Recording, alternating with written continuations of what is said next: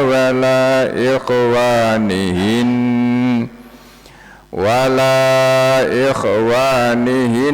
ولا أبناء إخوانهن ولا أبناء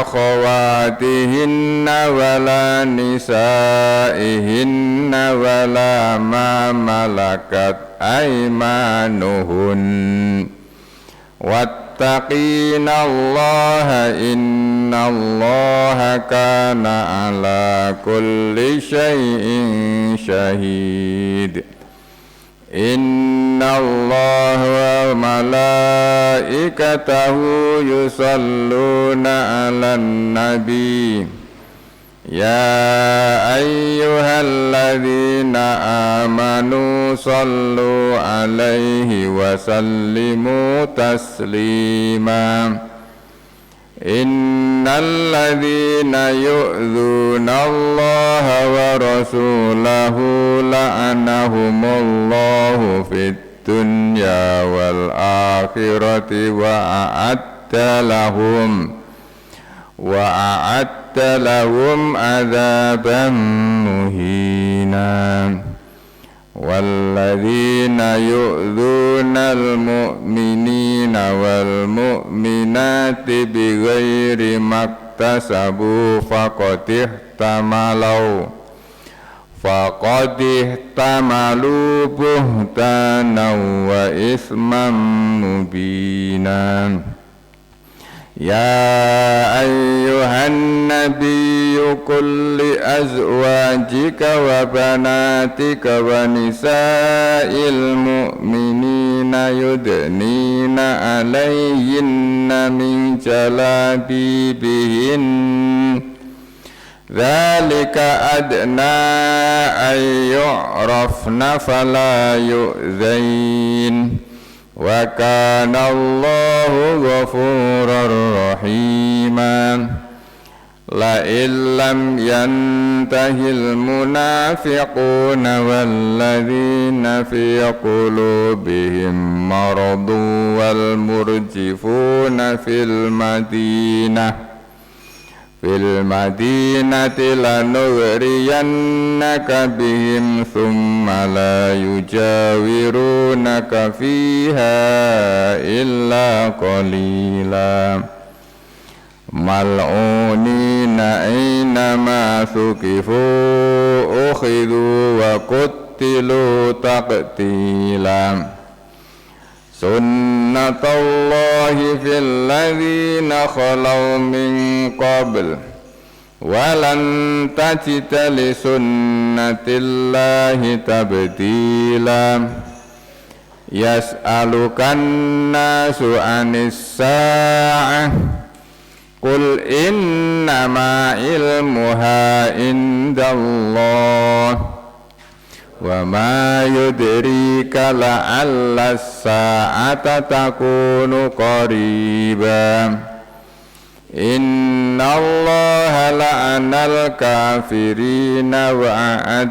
لهم سعيرا خالدين فيها أبدا لا يجدون وليا ولا نصيرا يوم تقلب وجوههم في النار يقولون يا ليتنا أطعنا الله وأطعنا الرسولا وقالوا ربنا إنا أطعنا ساداتنا وكبراءنا فأضلونا السبيل ربنا آتيهم ضعفين من العذاب والعنهم لعنا كبيرا يا أيها الذين آمنوا لا تكونوا كالذي أذوا موسى فبرأه الله مما قالوا wa kana indallahi wajiha.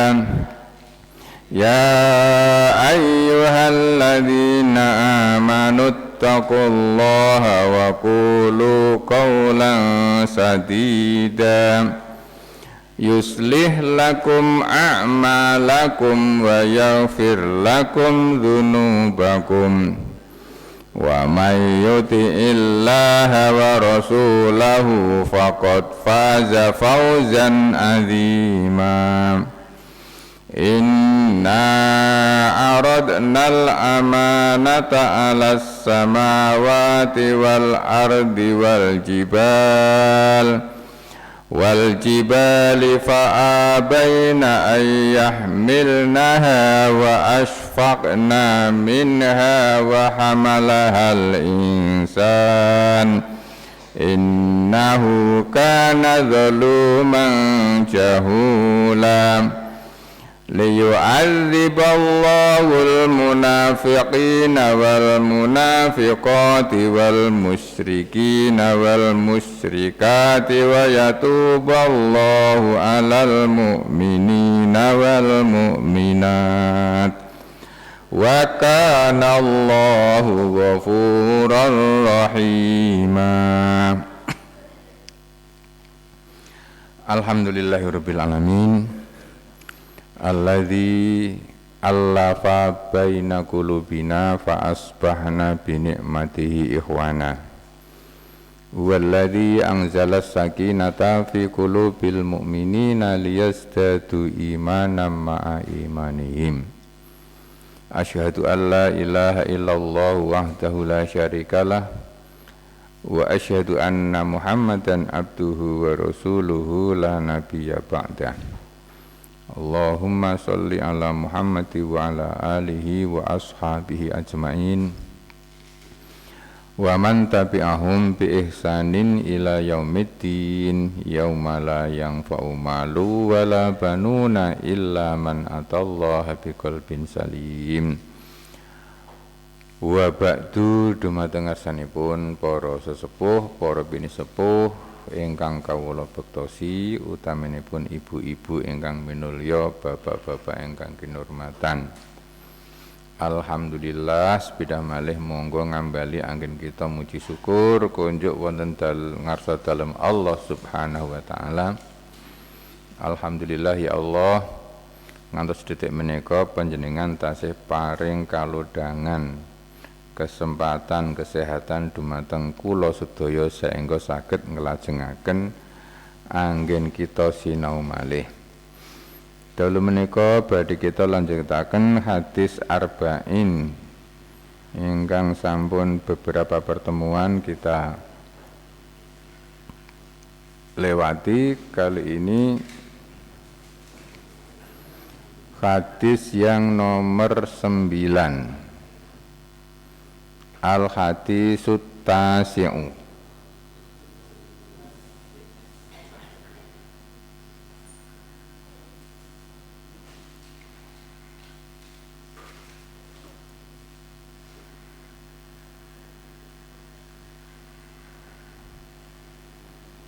An Abi Hurairah Abdurrahman bin Sakhrin radhiyallahu anhu qala Sami'tu Rasulullah sallallahu alaihi wasallam yaqulu ma nahaitukum anhu fajtanibuhu wa ma amartukum bihi fa'tu minhu mastata'tum fa innama ahlakal ladzina min qablikum kasratu masailihim wa ikhtilafihim ala anbiyaihim.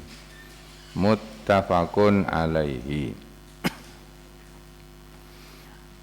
An sangka abi bapake Hurairah kucing cilik, Hirrotun kucing, Hurairah bentuk tazhir, Hurairah kucing kecil. Abdurrahman, naminipun Abdurrahman bin Sohrin. Abdurrahman bin Soher.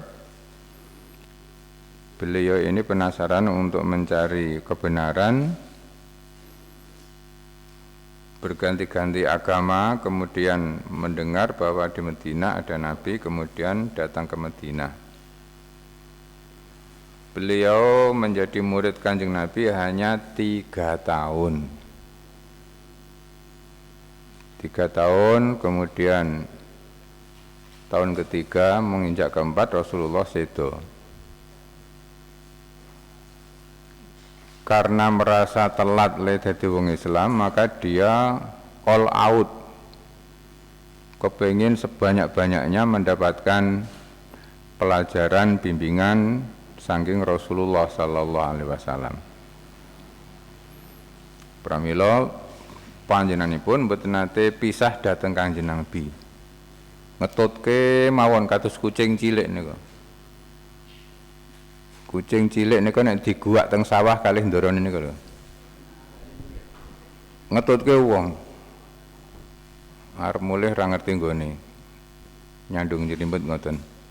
Pramila dilakopi Abi Hurairah, bapakne kucing cilik ternyata nggih pancen remen kalian kucing menika. Suatu Abu Hurairah menika. 3 tahun mendampingi Rasulullah, tidak pernah berpisah kecuali kalau Rasulullah sudah masuk kamar tidur niku baru berpisah. Kepengin untuk menyerap sebanyak-banyak ilmu saking Rasulullah. Maka termasuk sahabat yang banyak meriwayatkan hadis menika. Salah setunggaling hadis ingkang dipun aturaken nggih menika hadis niki, sami'tu ingsun krungu Rasulullah sallallahu alaihi wasallam yaqulu, nalika panjenenganipun ngendikanipun Kanjeng Nabi, ma apa wae naha itu kang ingsun cegah kum ing sira kabeh anhu sangka barang sing ingsun cegah fajtanibu famongko istanibu padha ngedohana sira kabeh wama walan ma barang amar tu kang ingsun perintah kum marang sira kabeh bihi kelawan barang sing ingsun perintah faktu lakonono tindakno minhu sangka apa wae kang ingsun perintah mas tatoktum sebatas kemampuan kalian. Fa innama mongko sak temene barang ahlaka wus dadi rusak hancur alladzina wong-wong akeh ming qablikum sadurungi sira kabeh kasratu jalaran okeh kasratu okeh masa ilhim anggone padha tekon waqtilafihim lan anggone padha nulayani ala ambiyaihim ing atase nabi-nabine wong sing dhisik-dhisik. Sahabat Abi Hurairah menyatakan ngendikanipun Kanjeng Nabi, apapun barang apapun yang saya larang terhadap kalian, maka jauhilah, hindarilah, tinggalkanlah. Wa ma amartukum dan apapun yang saya perintahkan kepada kamu sekalian bihi dengan perintah-perintah faktu minhu kerjakan dari perintah itu mastata'tum sesuai dengan kemampuan kalian. Fa innama ahlakal ladzina min qablikum karena orang-orang dulu sebelum kalian itu mereka ahlaka rusak, hancur, bermasalah kasratu masa alihim soalnya kokean pitakonan. Jadi dikoreksi di dedes tetapi malah membahayakan. Yang pertama, yang kedua, waktu ilafihim ala ambiyaihim, karena mereka berselisih dengan nabi-nabinya, selalu bertentangan, selalu berseberangan, bahkan bermusuhan dengan para nabi-nabi mereka. Itu yang menyebabkan hancurnya umat-umat yang dulu-dulu. Muttafaqun alaihi. Dari Abu Hurairah, Abdurrahman bin Sakhr radhiyallahu anhu, dia berkata, aku pernah mendengar Rasulullah sallallahu alaihi wasallam bersabda,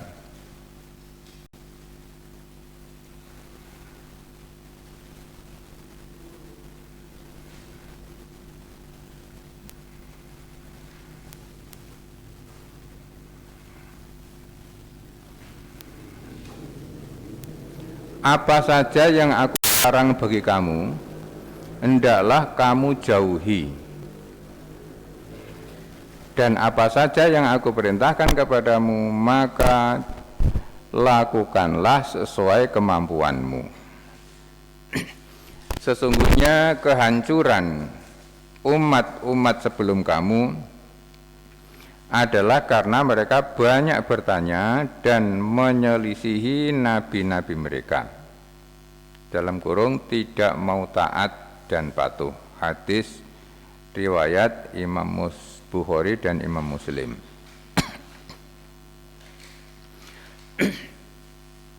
Perintah dan larangan.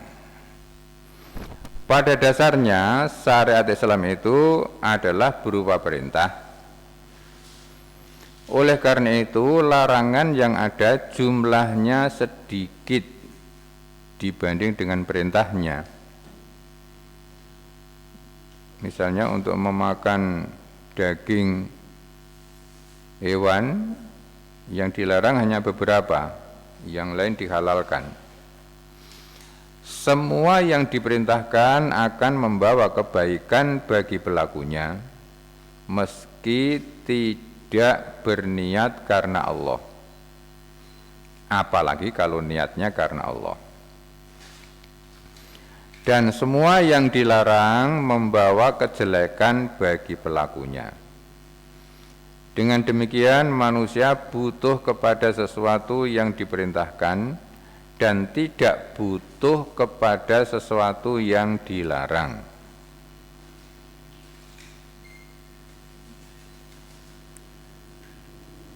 Tidak butuh kepada yang dilarang. Neng gini ku nek dilarang niku malah semakin penasaran. Nek disekarep malah klewo-klewo. Nek dilarang ngono le kepengin nglakoni kanthi sideman nyolong-nyolong. Padahal yang dilarang tidak banyak. Kemudian di sini ketika ada perintah harus, kalau ada larangan harus ditinggalkan.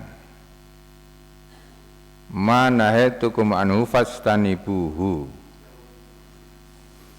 Meninggalkannya total kalau itu larangan. Tetapi kalau ada perintah masih ada kesempatan, masih ada toleransi, mastata'tum, sesuai dengan kemampuan. Tetapi kalau larangan tidak ada kompromi. Mboten kena ngalah gur sithik wae kok larangan tak ngicipi enggak bisa. Artinya sekali dilarang ya semuanya terlarang. Padahal yang dilarang sedikit, justru sedikit dan dilarang itu manusia menjadi penasaran. Perintah dan larangan Allah terbagi dua, yaitu wajib dan sunnah. Jika perintah dan larangan terkait dengan urusan ibadah, maka perintah dan larangan tersebut hukumnya wajib. Dan jika terkait dengan urusan dunia, maka hukumnya sunnah, kecuali ada dalil yang memalingkan dari hukum asalnya. Masalah duniawi hukum dasarnya boleh, bisa berkembang menjadi sunnah, bisa berkembang menjadi wajib atau menjadi haram. Tetapi kalau masalah ibadah wajib. Melaksanakan perintah terkait dengan kemampuan karena jumlahnya sangat banyak. Karena perintah itu jumlahnya banyak sekali, maka dikasih toleransi sesuai dengan kemampuan. Larangan sedikit, maka total untuk meninggalkannya. Sedangkan larangan jumlahnya sedikit dan tidak dibutuhkan. Manusia tidak membutuhkan larangan Allah, maka untuk menghindari adalah total. Maka tidak terkait dengan kemampuan. Jadi larangan itu tidak terkait dengan kemampuan dan jumlahnya tidak banyak.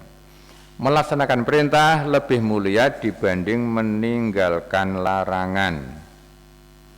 Melaksanakan perintah lebih mulia dibanding meninggalkan larangan. Demikian juga meninggalkan perintah lebih hina dibanding mengerjakan larangan. Kalau perintah ditinggalkan akan sangat hina sekali. Kalau larangan diterjang masih ada kesempatan untuk memperbaikinya nanti. Ada taubat dan sebagainya. Sebab kehancuran dan kebinasaan. Sebab utama kehancuran umat adalah sekedar banyak bertanya dan menentang perintah nabinya. Sikap yang benar adalah bertanya untuk diamalkan dan tunduk pada perintah nabi dan untuk mentaati perintah nabi, bukan untuk ngetes atau untuk mencari-cari.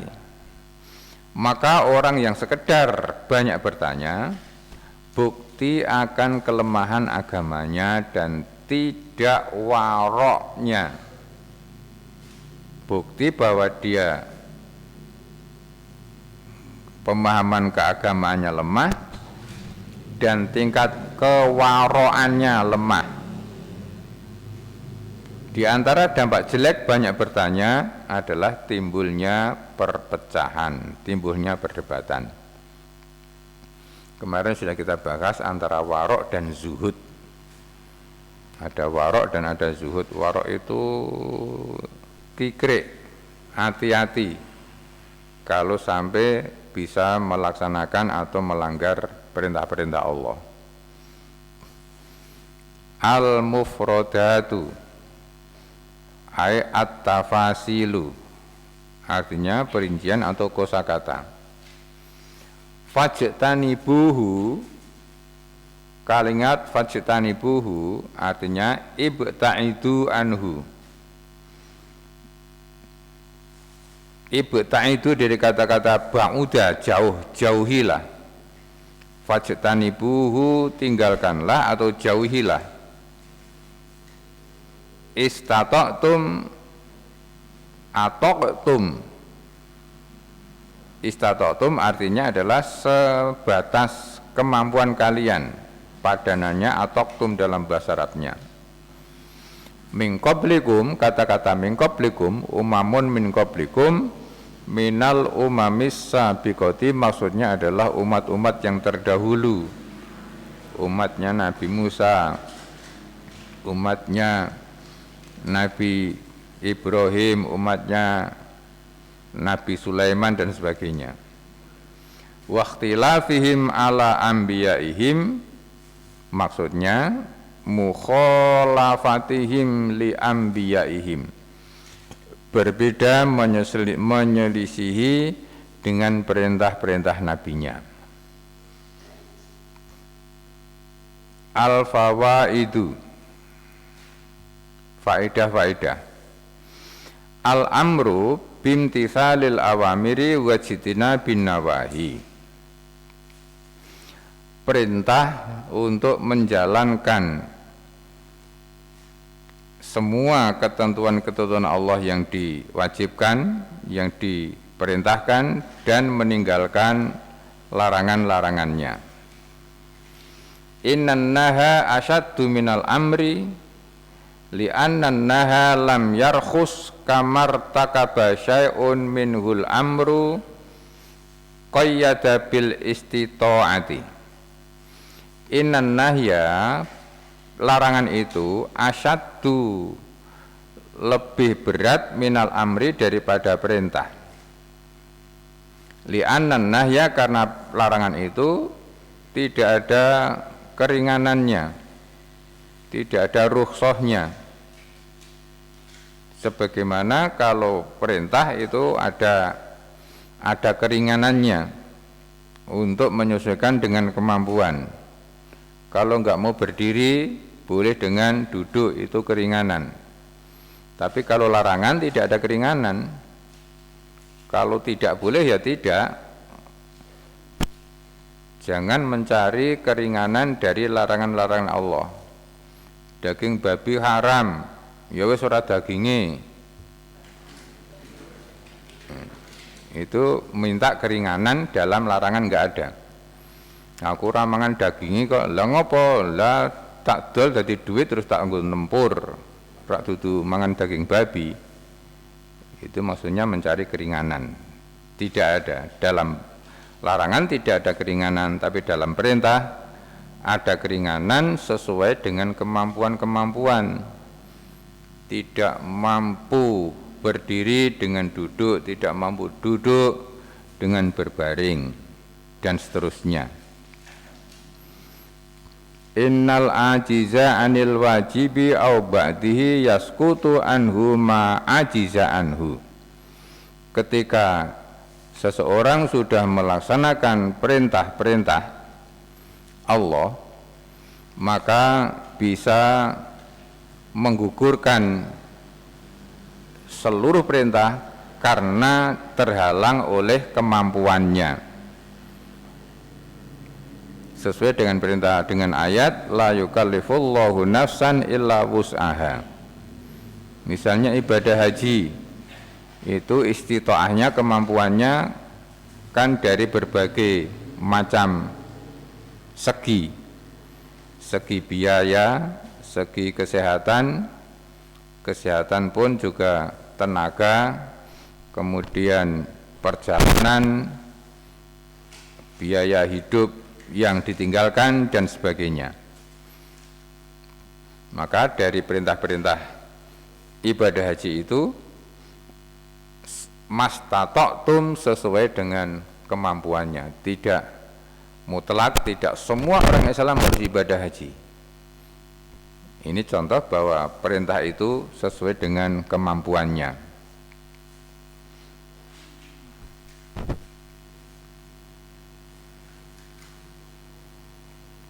An-nahyu an kasrati iradal masaili ala jihati ta'annuti wa takallufi wa isaratul fitani minal mughibati awil mustabihati.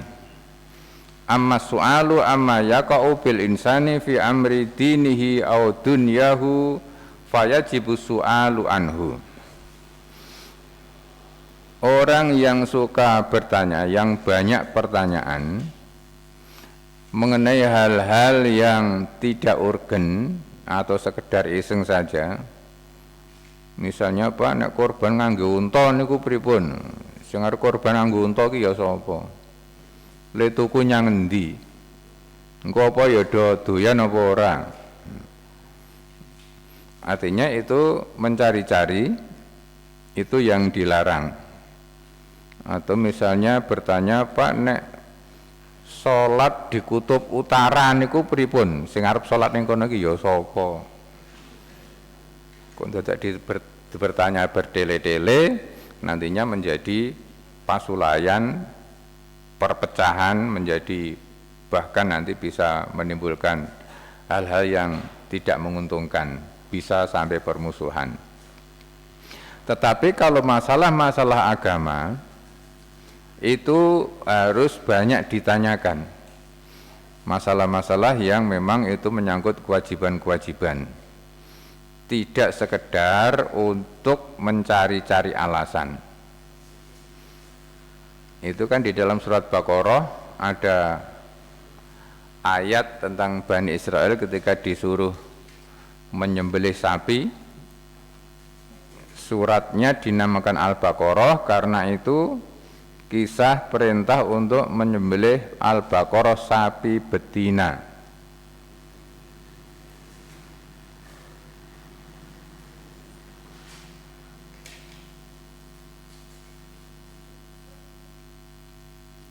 Sehingga bertanya berdele-dele, akhirnya justru malah memberatkan yang bersangkutan. Karena kalau pertanyaan itu mengada-ada, bukan malah bisa dilaksanakan, tetapi semakin susah untuk dilaksanakan. Asbabul wurud, sebab-sebab munculnya atau turunnya hadis ini.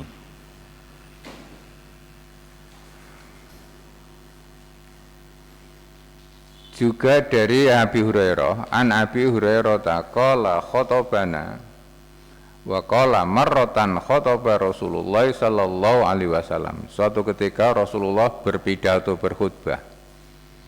Kata Abu Hurairah. Faqala, kemudian Rasulullah bersabda, ayuhan nasu, wahai sekalian manusia, innallaha azza wa jalla, sesungguhnya Allah azza, zat yang maha perkasa, wa jalla dan maha mulia, qad faradha, telah mewajibkan alaikum kepada kalian. Kewajiban apa? Al-hajja, untuk berhaji, untuk beribadah haji. Fahajju, maka berhajilah kalian. Rasulullah menyampaikan perintah haji. Faqala rajulun, ini contoh yang bertanya. Faqala, maka bertanya seorang laki-laki, akullu amin ya Rasulullah, apakah kullu, setiap amin tahun ya Rasulullah, ya Rasulullah.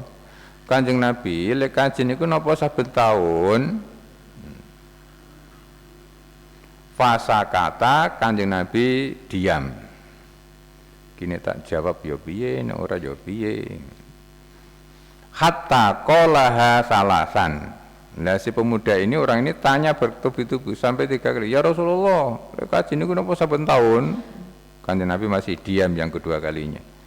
Ya Rasulullah, lek kaji saben taun napa pripun? Kanjeng Nabi diam.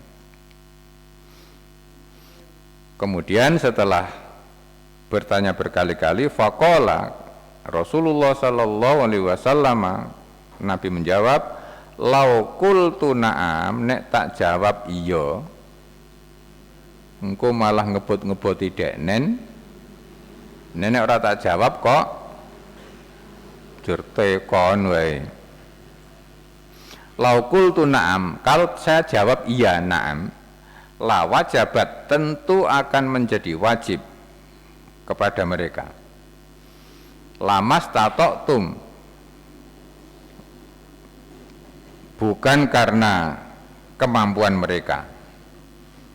Summa qala daruni mataroktukum, maka kemudian Rasulullah bersabda, udahlah, apa-apa yang saya larang tinggalkan. Haji ini tidak setiap tahun, tetapi sebatas kemampuan kamu. Apa-apa yang sudah saya larang, tinggalkanlah. Fa inna ma halaka man kana qablakum, orang-orang dulu itu mereka menjadi hancur, menjadi bermasalah bikasrati su'alihim wa ikhtilafihim ala anbiyaihim, kokeyantekon, kemudian letekon gurarep dinggo nulayani untuk menghindari agar tidak melaksanakan perintah-perintah nabi-nabinya. Fa idza amartukum bi amrin, maka ketika saya sudah memerintahkan sesuatu, fa'tu minhu mastata'tum, kerjakanlah sebatas kemampuan kamu. Wa idza nahaitukum an syai'in fada'auhu. Tetapi kalau saya melarang sesuatu maka tinggalkanlah semuanya. Jadi untuk meninggalkan larangan tidak ada rukhsah, tetapi untuk menjalankan perintah ada keringanan-keringanan. Surat Al-Maidah ayat nomor 101-102. Ya ayyalladzina amanu la tas'alu an asya'a in tubdalakum tasukum wa in tas'alu anha hina yunazzalul qur'anu tubdalakum afallahu anha wallahu ghafurun halim. Qad sa'alaha qaumum min qablikum thumma asbahu biha kafirin.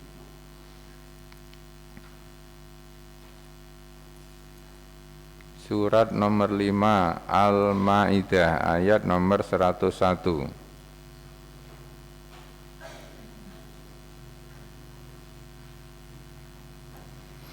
Hai orang-orang yang beriman, janganlah kamu menanyakan kepada nabimu hal-hal yang jika diterangkan kepadamu niscaya menyusahkan kamu.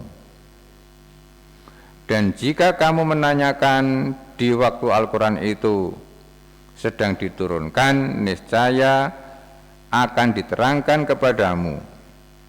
Allah memaafkan kamu tentang hal-hal itu. Allah Maha Pengampun lagi Maha Penyayang. Sesungguhnya telah ada segolongan manusia sebelum kamu menanyakan hal-hal yang serupa itu kepada nabi mereka. Kemudian mereka tidak percaya kepadanya. Jadi letekon berdele-dele, bukan kepengin tahu, bukan kepengin penjelasan, neng arep golek keringanan, arep dinggo ngenyang.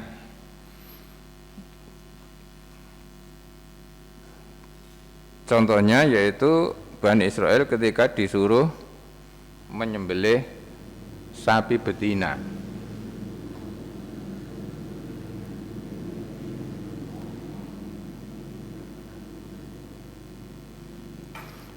Al-Baqarah mulai dari ayat 67. Wa idh qala Musa liqaumihi, ketika Nabi Musa berkata kepada kaumnya, innallaha ya'murukum an tadhbahu baqarah, sesungguhnya Allah menyuruh kalian untuk menyembelih sapi betina.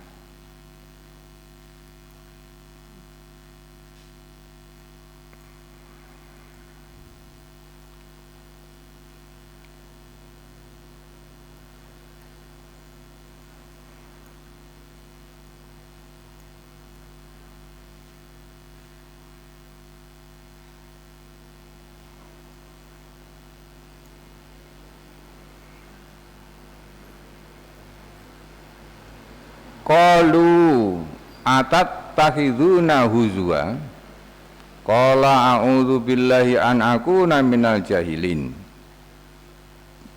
Diperintah tidak sekedar dikerjakan tetapi ngeyel. Dan ingatlah ketika Musa berkata kepada kaumnya, sesungguhnya Allah menyuruh kamu menyembelih seekor sapi betina. Mereka berkata, apakah kamu hendak menjadikan kami buah ejekan? Kok orang yang ngopo kok kon mbeleh sapi tur sapine betina. Mbok sing tenan to. Musa, sampean iki gojek napa tenanan? Musa menjawab, aku berlindung kepada Allah agar tidak menjadi salah seorang dari orang-orang yang jahil. Ini perintah Allah.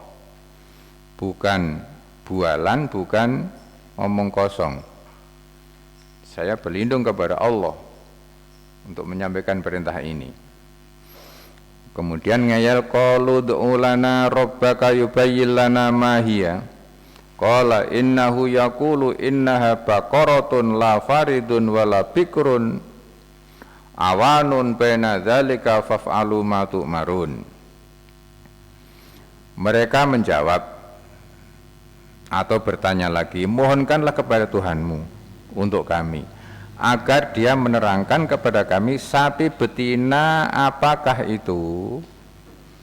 Sapi betinanya yang akan dibeli itu yang seperti apa, wahai Musa? Musa menjawab, sesungguhnya Allah berfirman bahwa sapi betina itu adalah sapi betina yang tidak tua dan tidak muda, pertengahan antara itu. Maka kerjakanlah apa yang diperintahkan kepadamu. Ora malah repot toh. Nek diperintah langsung dibeleh, pokoknya sapi ini betina mbuh tua mbuh nom gak endang terlaksana. Tetapi karena didesak dengan pertanyaan, malah semakin menyulitkan. Sapinya yang tidak muda dan tidak tua. Ngeyel lagi, qalu ulana rabbaka yubayyin lana ma launuha. Qala innahu yaqulu innaha baqaratun safra'u faqi'ul launuha tasurrun nadhirin. Mereka bertanya lagi, mohonkanlah kepada Tuhanmu untuk kami agar dia menerangkan kepada kami apa warnanya. Sapi ini kelirin apa Musa? Engko nek keliru niku lho. Lanang apa wedok? Kelire piye? Musa menjawab, sesungguhnya Allah berfirman bahwa sapi betina itu adalah sapi betina yang kuning. Enggak malah saya angel to. Golek sapi sing warnane kuning. Tadi kalau perintah pertama dilaksanakan udah. Sapi yang kuning tua warnanya, lagi menyenangkan orang-orang yang memandangnya. Saya angel niki, sapi yang bagus yang semua orang akan tertarik dengan sapi itu. Qalu ulana rabbaka yubayyin lana ma hiya. Wahai Musa, tanyakan kepada Tuhanmu, sapi betina ini yang seperti apa? Innal baqarata sabaha alaina wa inna insyaallahu lamuhtadun. Karena sesungguhnya sapi itu masih samar bagi kami. Urung cetha Nabi Musa. Aku urung paham. Dan sesungguhnya kami insyaallah akan mendapatkan petunjuk untuk memperoleh sapi itu. Urung jelas, kuningnya kuning tua, neng sing kaya ngopo? Tanyakan kepada Tuhanmu, biar kami jelas, ben ora kleru. Qala innahu yaqulu innaha baqaratun la zalulun tuthirul ardo wala taskhir harsa musallamatan la siyata fiha qalul ana ji'ta bil haqqi fadzabahuha wa ma kadu yaf'alun. Musa berkata, sesungguhnya Allah berfirman bahwa sapi betina itu adalah sapi betina yang belum pernah dipakai untuk membajak. Nah, saya angel goleki. Belum pernah digunakan untuk membajak tanah dan tidak pula untuk mengairi tanaman, tidak bercacar, artinya sehat, tidak ada belangnya. Saya angel ini kok. Mereka berkata, sekarang barulah kami menerangkan hakikat sapi betina yang sebenarnya. Oh ngono sing jelas nek perintah kuwi. Ini malah rekoso. Kemudian mereka menyembelihnya dan hampir saja mereka tidak melaksanakan perintah itu. Betekne larep endo ndadak takon tarik-tarik takon detail. Jadi ini kisah kenapa surat ini dinamakan surat Al-Baqarah, dijelaskan pada ayat berikutnya ini. Wa id qultum nafsan fattarratum fiha wallahu muhrijum ma kuntum taktumun. Dan ingatlah ketika kamu membunuh seseorang manusia lalu kamu saling tuduh menuduh tentang itu dan Allah hendak menyingkapkan apa yang selama ini kamu sembunyikan. Jadi latar belakang perintah menyembelih sapi tadi itu karena terjadi tembak menembak apa pembunuhan? Terjadi pembunuhan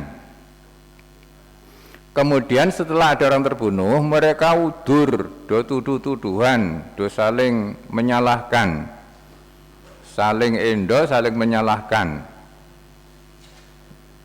Kita pun maca niki nggih wingi sing do ngarang niku. Sing ngarang kasus pembunuhan niku lho. Nate ngaji niki melu-melu Bani Israel menika. Jadi setelah ada orang terbunuh, mereka pembunuhnya orang ngaku, kemudian saling menuduh, saling perselisihan. Nah, di sini Allah akan menunjukkan sesungguhnya siapa yang membunuh itu dengan cara untuk menyembelih sapi itu. Maka setelah sapi disembelih dengan pertanyaan bertele-tele tadi itu, faqul nadribuhu bi ba'diha kadzalika yuhyillahul mauta wa yuriikum ayatihi la'allakum ta'qilun. Setelah sapinya disembelih, lalu kami Allah berfirman, pukullah mayat itu dengan sebagian anggota sapi betina itu. Jadi mayat yang dibunuh kemudian disuruh memukul dengan wakilat dengan buntut sapi, dipukulkan ke mayatnya yang sudah mati itu, dipukul dengan ekor sapi.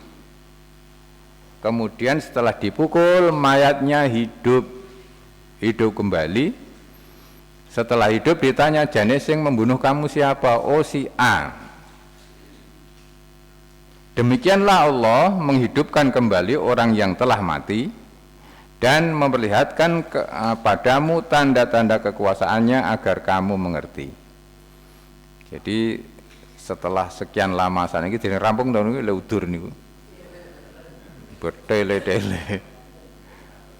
Kalau Nabi Musa ada terus kon nyembelih sapi kayak jane nggih pun mudeng ning nggih niku wae dadak do-endo niku. Kemudian setelah dipukul dengan salah satu anggota tubuh sapi, wakilat dengan ekornya, mayatnya hidup, kemudian dia menjawab yang membunuhnya. Setelah itu mati kembali si jenazah yang hidup tadi itu. Tetapi setelah jelas siapa yang membunuh, apakah mereka menjadi sadar? Tidak. Oleh karena itu nanti kalau wis terbukti nanti apa ya terus domari nggih. Katanya sambunya itu tidak hanya di Jakarta, Pak, katanya. Ada sambu di tempat-tempat daerah lain, mungkin sampai ke provinsi, kabupaten, mungkin di kecamatan juga ada sambunya itu. Masya Allah. Itu baru sambu sing nenggon kono, belum sambu nggon pajak, sambu nggon narkoba, sambu nggon, Masya Allah. Itu jeneng awake dhewe mboten pati mudeng ya, Pak. Nek mudeng ra wis stres kawit biyen ngoten. Tujanen mboten pati mudeng, jebule sudah begitu parahnya keadaan-keadaan yang sekarang dibongkar oleh Allah Subhanahu wa taala. Masya Allah.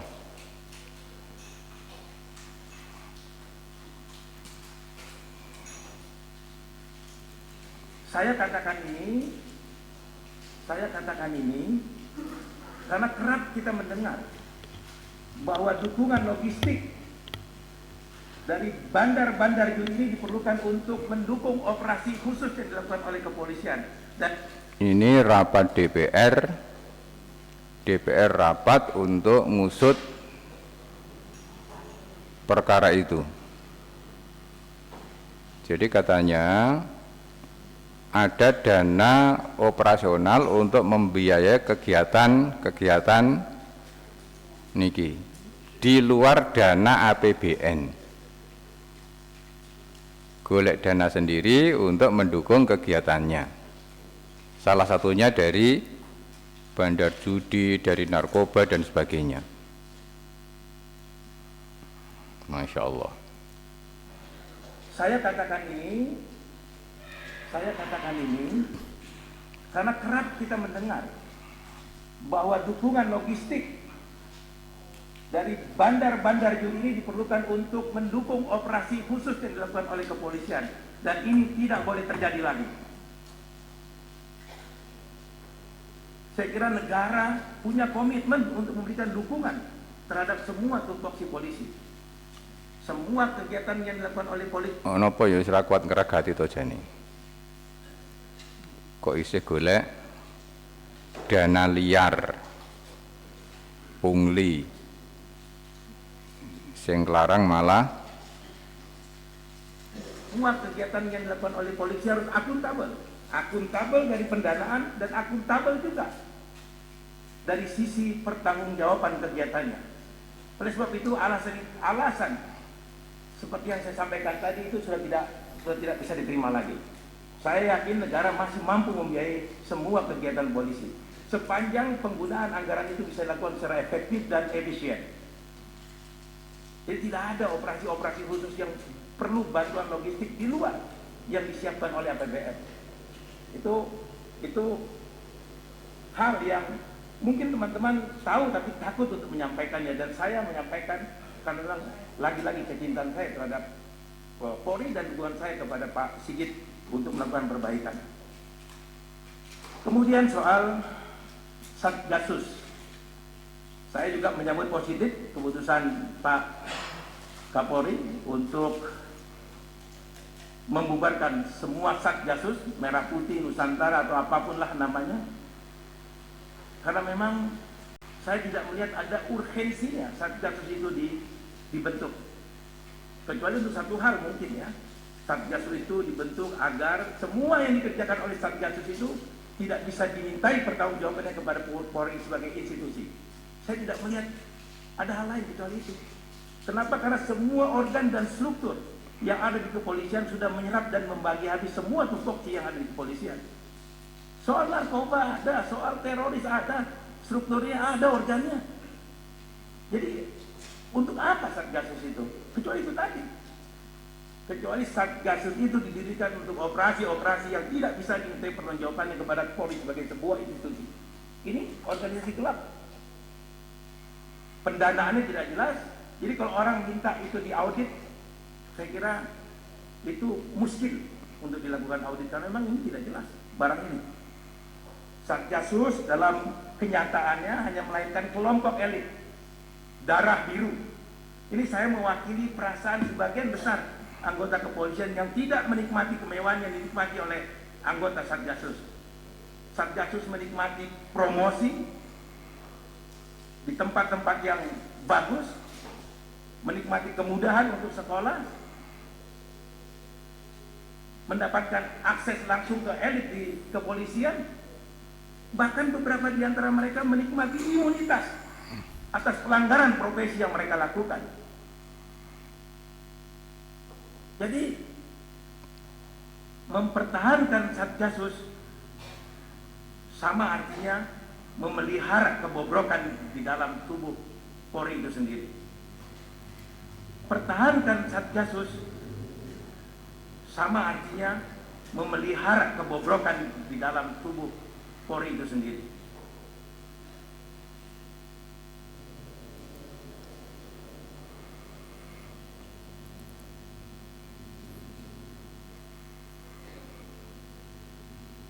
Peristiwa presiden dengan memberikan semangat begini, kadang-kadang kita terkejut, Pak. Karena peristiwa aja saja yang perhatikan. Yang kemarin tuh kayak waktu itu bukan aja. Jangan-jangan sama mengalami. Jangan-jangan ada rumor ya, mobil yang berada di KM 50 itu terindikasi hari ini mobil yang ada dalam peristiwa tertembaknya saudara kita tercinta Yosua. Dan misteri di KM 50 itu saya kira lebih hebat ketimbang misteri kematian Brigadir Yosua. Preso KM 50 nggih, Pak? KM 50 dibunuhnya 6 Laskar Islam itu. Sing 6 dibunuh reneng wong umik siji wae nggeger jagat. Soalnya sing 6 wong Islam ya wis ben ngono. Tidak ada yang peduli. Nah, ini digugat oleh DPR ini untuk dibuka lagi kasusnya. Ternyata kasusnya itu naik banding ke Mahkamah Agung, Pak, KM 50 itu. Tetapi berkasnya baru diserahkan kemarin setelah ini terbongkar. Berkas gugatan ke Mahkamah Agung itu loh, disimpen, ora dikirim ning kono. Lah ngirim setelah ini terbongkar baru dikirim kemarin. Padahal sudah berapa bulan itu. Itulah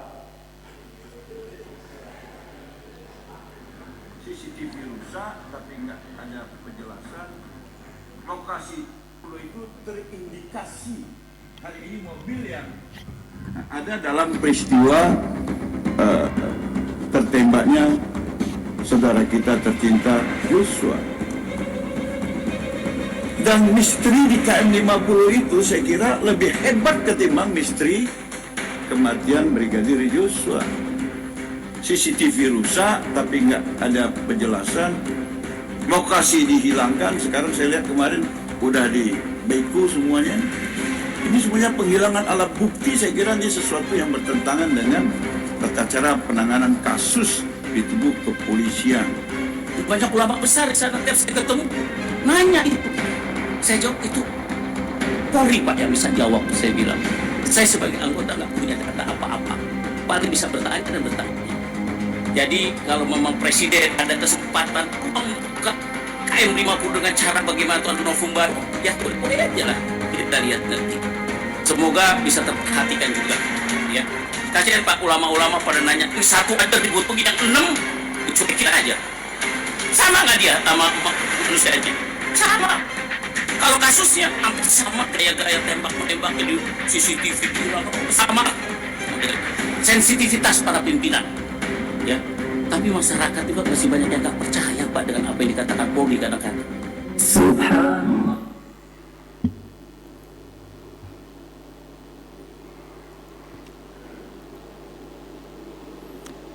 itulah Bapak-bapak, ketika ada masalah tidak segera ditangani, ada perintah dadak ngayal sih, akhirnya berbelit-belit berkembang sehingga menjadi semakin melebar dan semakin susah untuk diuraikan. Maka di dalam pesan-pesan hadis ini jangan banyak bertanya, karena kalau banyak bertanya malah akan memberatkan. Kasus untuk menyembelih sapi tadi itu kalau pertama kali diperintah langsung dikerjakan sudah, tapi karena berbelit-belit malah memberatkan, hampir saja tidak dikerjakan. Kemudian setelah solusi didapatkan siapa pembunuh orang itu, kemudian orangnya hidup dan menceritakan, mereka juga tidak percaya, malah summa qasat qulubukum mim ba'di dzalik fahiya kal hijarati aw asyadda qaswah. Kemudian setelah itu, setelah terbukti, setelah jelas siapa pembunuhnya, hatimu menjadi keras, tidak sadar tetapi malah keras dan seperti batu, bahkan lebih keras lagi, lebih keras dari batu. Padahal di antara batu-batu itu sungguh ada yang mengalir sungai-sungai daripadanya, dan di antaranya sungai ada yang terbelah lalu keluarlah mata air daripadanya, dari batu itu, dan di antaranya sungguh ada yang meluncur jatuh karena takut kepada Allah, dan Allah sekali-kali tidak lengah dari apa yang kamu kerjakan. Jadi hati itu kalau sudah keras, lebih keras daripada batu yang paling keras. Summa qasat qulubukum, inilah qalbun mayyitun itu di sini. Ada qalbun salim, sehat, qalbun marid, sakit, qalbun mayyit itu qalbun al-qasiyatu qulubukum, hati yang keras yang sudah membatu. Udah tidak bisa menggunakan akal sehat. Akal sehat sudah tidak bisa berfungsi lagi kalau sudah seperti ini. Kalau batu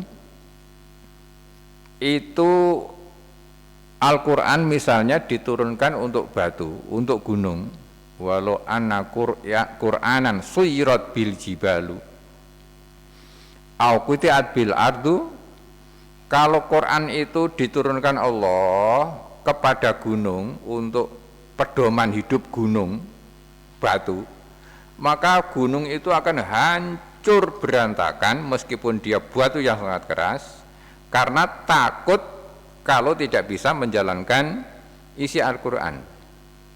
Tetapi Al-Quran ketika diturunkan kepada manusia, manusia punya hati, hatinya lebih keras dibanding batu gunung. Hatinya tidak terpanggil, hatinya tetap nekat saja, tidak bisa, tidak mau menerima kebenaran dan perintah-perintah Al-Quran. Ini hubungannya dengan kolbun salim, kolbun mayit, dan kolbun marid. Ini sing jatahnya kolbun mayitun, hati yang sudah keras, sudah membatu. Meskipun sudah jelas-jelas yang membunuh, sudah jelas dijelaskan secara gamblang, tetapi mereka malah semakin nekat, semakin semaunya sendiri. Masya Allah. Ini penjelasan dari Al-Ma'idah 101, jangan suka bertanya. Kalau kamu suka bertanya, justru akan memberatkan kamu. In tubdalakum tasukum. Kalau banyak bertanya, malah akan memberatkan. Kemudian kaum-kaum yang dulu mereka suka bertanya, akhirnya mereka malah menjadi kafir, bukan menjadi sadar, tetapi semakin tidak yakin, semakin tidak percaya. Kemudian tadi ada kalimat di dalam hadis, mastata'tum wa ma amartukum fa'tu mastata'tum. Apa-apa yang saya perintahkan, kata Nabi, maka kerjakanlah sesuai dengan kemampuan kalian. Ini didukung oleh surat Al-Baqarah 286 ya. Surat ayat terakhir itu, la yukallifullahu nafsan illa wus'aha laha makasabat wa 'alaiha maktasabat. Lanjutnya, Rabbana la tu'akhirna in nasina aw akhtana, dan seterusnya itu. Allah tidak akan membebani seseorang dengan beban-beban yang mereka tidak mampu untuk melakukannya. Jadi semua perintah-perintah Allah di dalam Al-Quran, perintah-perintah agama itu sudah terukur. Manusia pasti mampu melaksanakan. Karena Allah tidak mungkin memerintahkan sesuatu yang sesuatu itu tidak bisa dilakukan oleh orang yang diperintahnya. Kenapa? Karena Allah itu maha alim, maha bijaksana, maha tahu segala-galanya. Artinya ketika ada perintah-perintah Allah kepada kita manusia, jangan dadak alasan, wah kula niku menaikkan tangi sadurunge subuh ngelu Pak, sesuk kula. Nah niku contohnya. Itu sudah terukur. Nyatanya kula nggih tangi kewengen niku terus wah jan mulane kula ajeng tahajud nggih pripun. Nah, tinggal maunya, karena ana inda dzanni abdi bi, kata Allah, saya tergantung persangkaan hambaku terhadap aku. Pramila husnudzon mawon terhadap Allah. Allah menuruti persangkaan makhluknya tentang Allah. Kula nek tangine kewengen ngelu tenan mengke. Itu maksud hadis itu seperti itu. Ana inda dzanni abdi bi. Saya tergantung penyangkaan hambaku tentang aku. Kula nek dikin kelakoni ngoten niku mboten saged, ora iso tenan.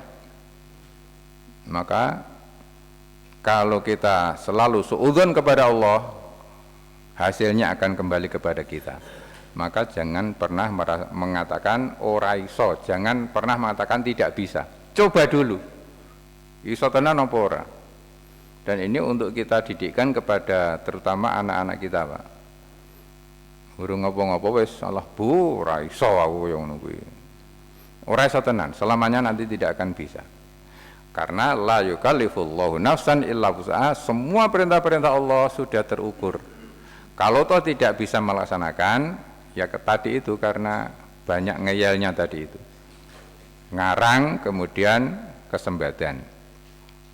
Kemudian surat 59 ayat 7, wa ma atakumur rasulu fakhudhuhu wa ma nahakum anhu fantahu. Apapun yang diperintahkan oleh Rasul kepada kamu maka ambillah, lakukanlah. Wa ma nahakum, dan apapun yang dilarang oleh Rasul, fantahu, tinggalkanlah.